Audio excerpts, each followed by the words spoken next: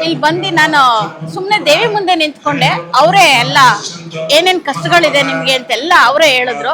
ನೀನು ಹುಣ್ಣಿಮೆ ಇದೆ ಬರೋವಾರ ಮಡ್ಲಕ್ಕಿ ಕೊಟ್ಟು ದೇವ್ರಿಗೆ ಅರ್ಸ್ಕೊಂಡು 5 ರೂಪಾಯಿ 9 ರೂಪಾಯಿ ಕಾಣಿಕೆ ಕಟ್ಟಿ ಆ ಕಾಣಿಕೆ ಸಮೇತ ತಗೊಂಡ್ ಬಂದು ಕೊಡು, ಇಲ್ಲಿ ನಿನ್ ಕಾರ್ಯ ಆಗತ್ತೆ ಅಂದ್ರು. ಆ ದೇವ್ರು ನೋಡ್ತಾ ಇದ್ರೆ ಒಂಥರ ಮೈ ರೋಮಾಂಚನ ಆಗತ್ತೆ ಮೇಡಮ್.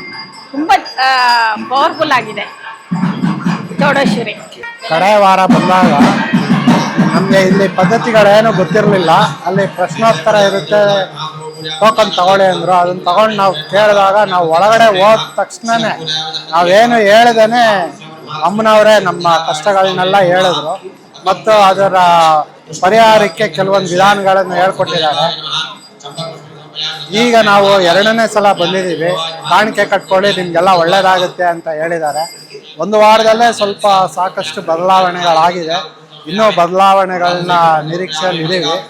ಅದರಿಂದ ಅಮ್ಮನವ್ರನ್ನ ನಡ್ಕೊಳ್ಳೋಣ ಅಂದ್ಬಿಟ್ಟು ಈ ಸಲ ಬಂದಿದ್ದೀವಿ.